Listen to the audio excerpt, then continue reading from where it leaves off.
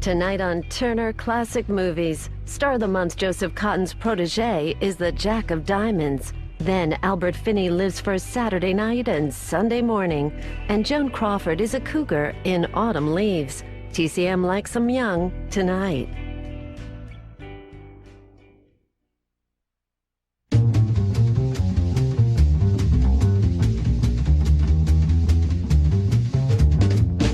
Well, are we done?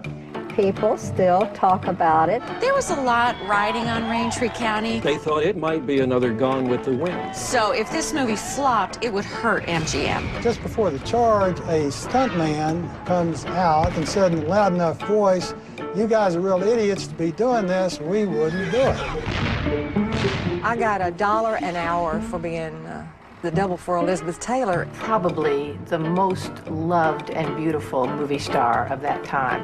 And I never saw anybody that could drink the way he did and then move around. Welcome to Raintree County.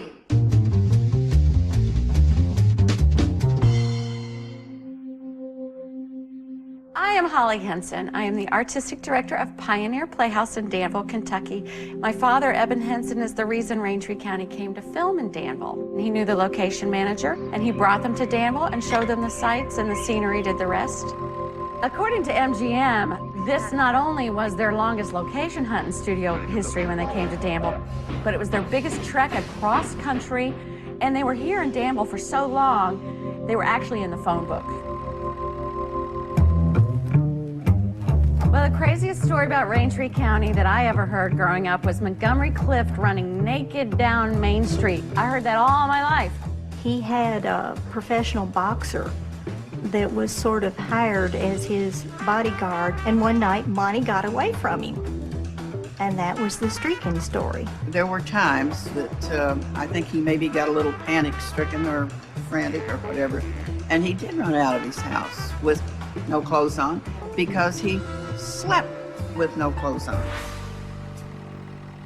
Halfway through the filming of Raintree County, Montgomery Clift was at a party at Elizabeth Taylor's house, and driving back from the party along the winding roads, he hit a tree and wrecked his car. So Elizabeth Taylor herself had to climb through the back of the car. They thought he was maybe dead. He was just laying there covered in blood, they said. And he was choking. And Elizabeth Taylor had to reach in and actually remove his 2 front teeth from his throat. And his face was partly paralyzed. They had to film him on another side. If you've watched the film, it really doesn't take a lot to realize which scenes are before and after. The indoor scenes were filmed before the accident. It took him 9 weeks to recover from that. He was in a lot of pain. He had some plastic surgery, some dental work done. He really didn't like people that well. He preferred to be with just the crew, you know, especially Liz Taylor. They were very close. They were just friends, but they were very close. I played a young student for Mr. Shaughnessy, who was played by Montgomery Clift. Hello, Mr. Shaughnessy. Shaughnessy. Hello. We all talked about him going over to Elizabeth Taylor's house all the time. We kind of knew that she was his confidant. We didn't know that they weren't lovers, but, you know, we watched with great fascination as he would go in her house at night. Her eyes were, I don't know what you call it. What do you call it when you have lavender eyes? But her eyes were really great. She said, "Do you have any of the material left? I want to make a pair of capri trousers." I said, "I'll have to measure." All designers carry a tape measure. Well, this was in a crowded restaurant downtown, and I tried to negotiate this tape measure in steel. It's not, you don't measure a gal's waist with a damn steel. But I did my best, and this was an opportunity that I wasn't going to let slip by. It's 22 inches, incidentally, in case you want to put it down for the record. I was 20. My gosh, can it really be 50 years? Amazing. People haven't forgotten. They still remember me from my hometown as Elizabeth Taylor. It is amazing to me, as I've gone in the beauty parlor, I've met ladies who were in Raintree County, and for 50 years ago, an event, people still talk about it, and they remember it. It made an impression. What an impression on Danville, Kentucky.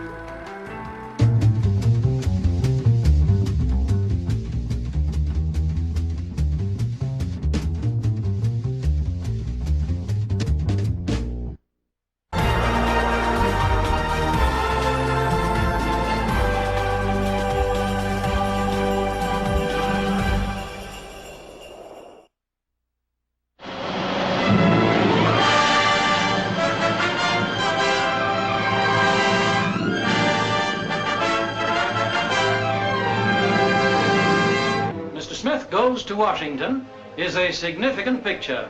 It is significant because it emphasizes democracy in action. I consider it a real privilege and a real experience to have played even a minor part under the distinguished direction of Frank Capra.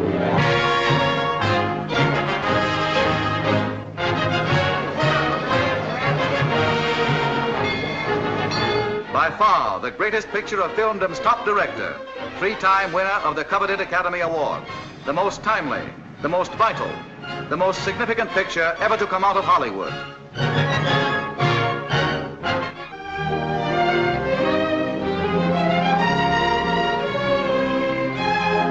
A homespun boy and a hard-boiled, worldly-wise girl in a picture carved out of the everyday lives of everyday Americans, with those inimitable Capra overtones of drama, laughter, and romance, plus the finest supporting cast ever assembled.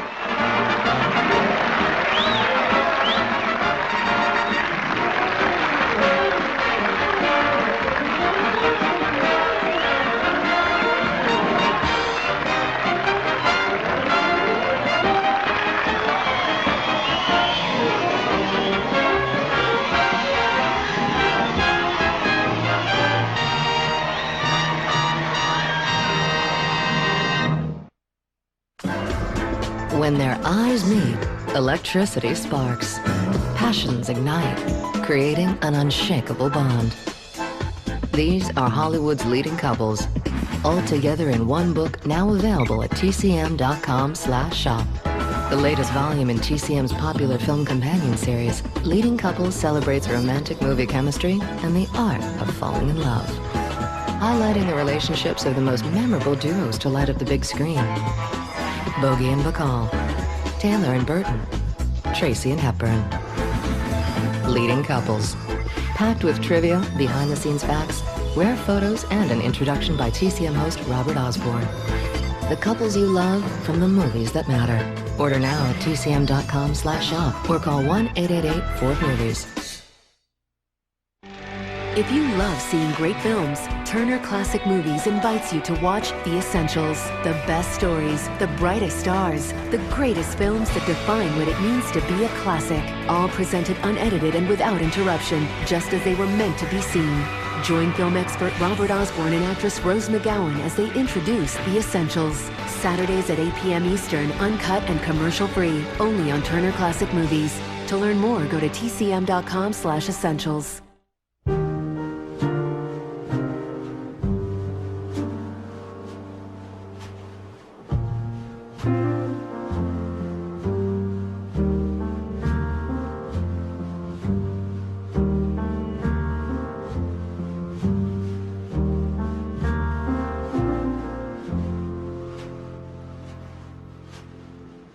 Darkness settles on the ground,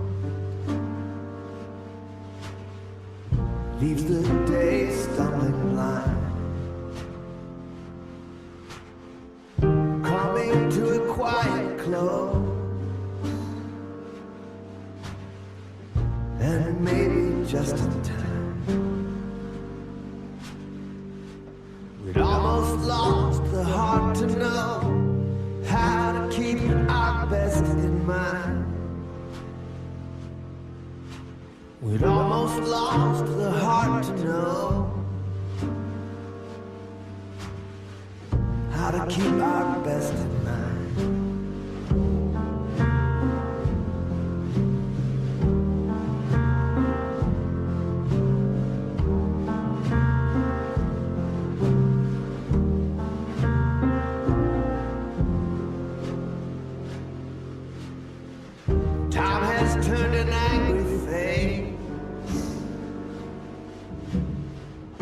throws her dark eye back to sea.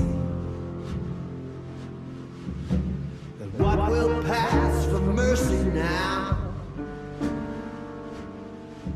We practice unforgettingly, as if might and will made right, or either one could make us free. As if might and will made right, or either one could make us free.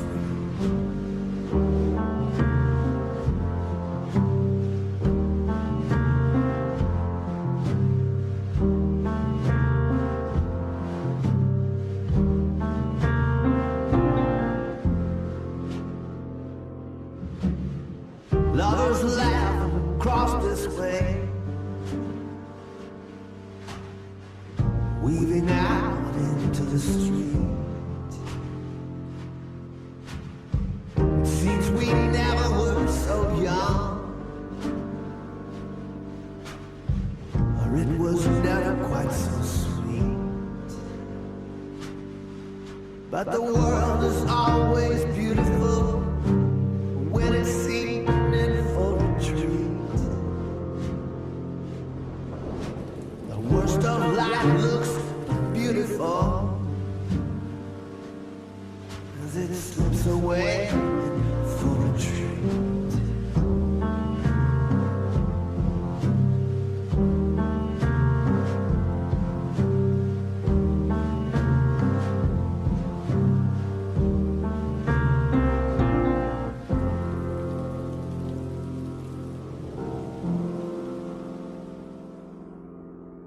God only knows that we can do no more or less than He'll allow. Well, God only knows that we mean well. God knows that we just don't know how.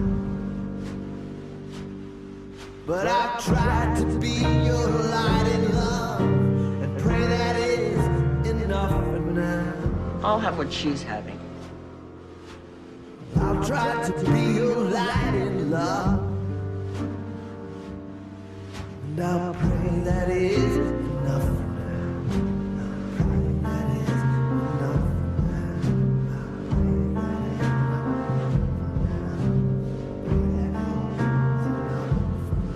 I'll pray that is enough for now.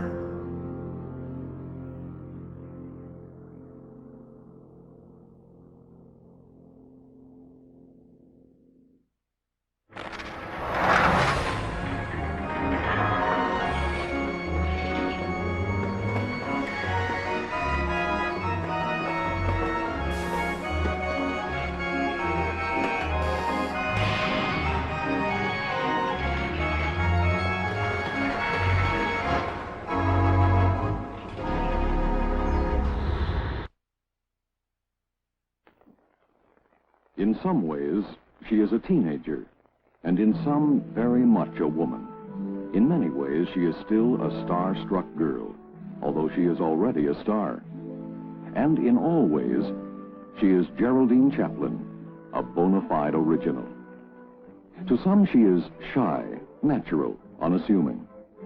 Others know her as the girl who arrived in New York dressed in matching hat, jacket, and pants of striped fur.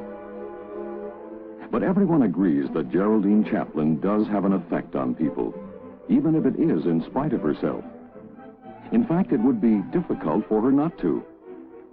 Her mother is Una O'Neill, whose grace and beauty show so well in her daughter. And her father is, of course, Charlie Chaplin. Certainly, if I hadn't been called Chaplin, I doubt if I would have gotten to test for David Lean. But I think that to say that I'm in this film because of my name is, above everything, a terrible insult to David Lean. Because I don't think he'd ever... I mean, he's not that sort of a man, is he?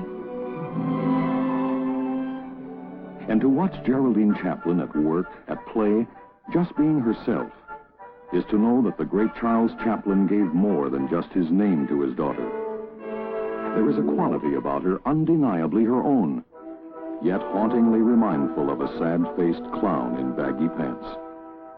And two, there is something that takes place inside Geraldine Chaplin when she is before a camera.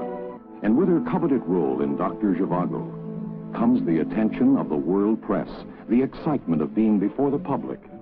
In many respects, a new and very different life for Geraldine Chaplin. After the world premiere of Dr. Zhivago, there will be more cities to visit, more films to make, more worlds to conquer. For a 21-year-old girl brings new radiance to a star-bright name. This is Geraldine Chaplin.